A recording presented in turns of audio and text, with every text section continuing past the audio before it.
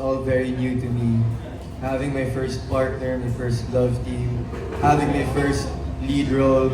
So it's very new and I'm really glad na Direct is guiding me all throughout the process and yung production, the staff, the bosses, they've been guiding me through the process of everything. And to give you a brief description of my character, Clyden is very antipatico, as you would say, very mysterious, ano pa ba? Very smart as well. And yun lang muna. Good afternoon, everyone. Thank you for coming sa media ko namin. Thank you for making time.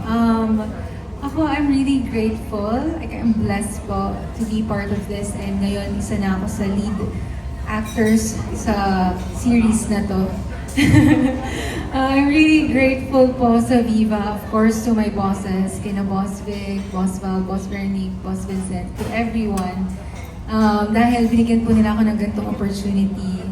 Tagal-tagal ko rin pong hinintay na magkaroon ng gantong chance sa show business, and eto na yun. So, ayun, nape-pressure po ako, pero mas nangingibabaw yung pagiging thankful ko for being part of this, for being the lead role naman. And yung character ko, si Sam, she's the social butterfly of the barkada. She's an extrovert, she likes to party, to hang out with her friends. She's a model here. And I think yun pala yung mabibigay ko. Thank you. Alright, thank you. Congrats in advance. Thank you. Thank you. Thank you. Yung po si Erwin Ogawa ng Anong Ganap. Next up, it's Ambet Nabus ng Marites University. Hello, isang question lang talaga. Good afternoon and congratulations sa inyong lahat. Kay Direk Gino na lang, kasi since this is the fourth installment of the Unibarkada series, ano yung mga bagong challenges na kinaharap mo kasi na pinagsama-sama sila lahat? Bagong challenges. I did the second book, yung Safe Skies Archer, and this is the fourth one already. What I can say na they all are the same world, but this one's very special and different as well kasi we deal with a lot of issues here. Finding yourself, technically, yung role kasi ni Aubrey dito, hindi pa alam kung anong gusto niyo gawin. Kung nabasa niyo yung book, ganun yung challenges ni Aubrey dito na as Sam. And of course, dami rin issues ita-tackle here. If you guys know, you know. But of course, Abby's going to do that role very well. And I'm just keeping the set really light and really fun just because merged na silang lahat. And it's just a positive, environment. And I'm really thankful na okay kami lahat, na nag-drive lahat ng cast namin. Kasi you really see the friendship in and out of the camera. So, yun. Parang wala namang masyadong challenges, but I guess we're just staying faithful with the book. I think that's what all the fans want, no? And what I want too. But also parang, syempre, every season, pinapush pa namin to make it bigger and better. So hopefully, this one will exceed the expectations. Thank you. Pahabol na lang isa.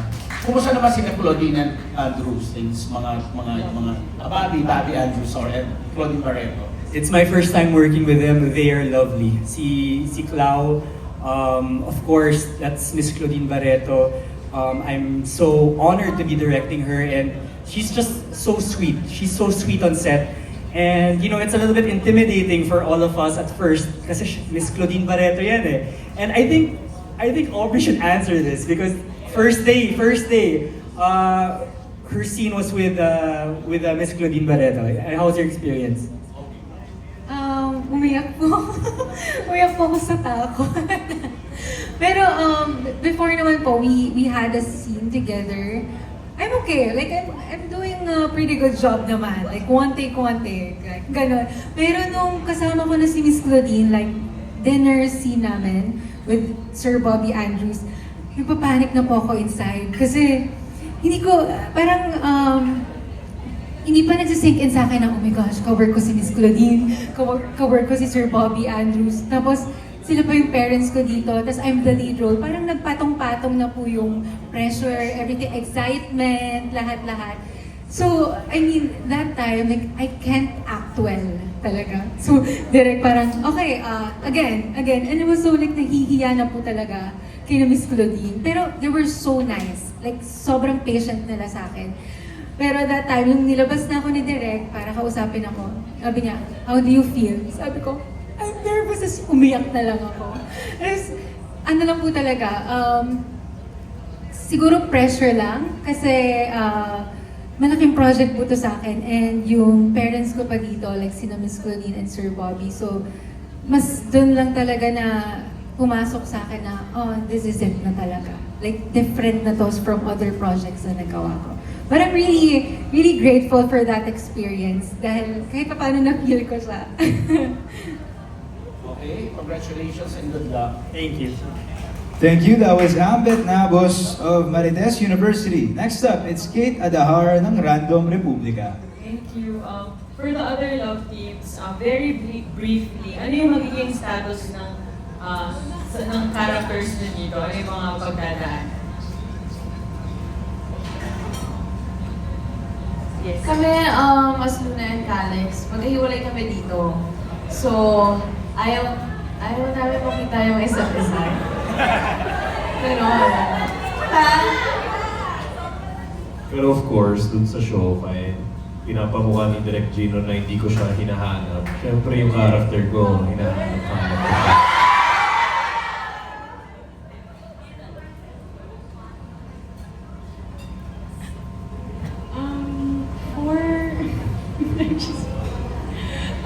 For Elise and Sevi, I think it's like a little bit before they met, and then a little bit during yung ligawan stage nila, right? Yeah. Yeah, because 5 years ago yun eh. I remember we did a scene yesterday. So parang liniligawan ko pa lang si Elise noon. Tapos, yun. Pero syempre magiging current. And then, yun na. Diba? Diba? Hindi, sa amin kasi, doon parang napapansin nyo, kung hindi pa nagsastart yung book, parang hindi nila pinagtatagpo. Not until talagang book nyo na yung gagawin. So parang sa amin, so far, pabitin lang.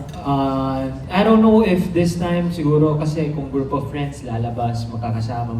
Pero most of the time, hindi naman nila pinagtatagpo. So far, medyo wala pa yung sa amin. Diba? Oo. Sa amin naman, kay Hiro at kay Yana, as far as I remember, nasa out of the country yata si Hiro. Tapos, dahil madaming timeline ang itatakal dito for sure, every book naman may mga timelines. Andun yung si Hiro nasa nag-aaral, meron din yung, I hope, dito na yung ikakasal. Yung pagtataguan, I guess. Ayun. Na isa ka sa si Sam ang mga culprit kung bakit nawawala pala talaga yung ano. And kay Yana, as usual, andyan siya lagi. Kung paano si Sam kay Yana nung Six Guys Archer, I guess, ganun din si Yana. And Abby. Yeah, and Abby, kasi best friends kami dito ni Sam. So, ninang siya nung magiging anak ko, tutulungan niya ako sa pagtatago and everything. Like, siya talaga yung tumayong ama at the moment. Ina at ama pag wala ako, kaya wala si Hiro. So, yung support na binigay niya sa akin nung book 2, yun naman yung ipapakita ko, yung support ko sa kanya sa book niya. I love you!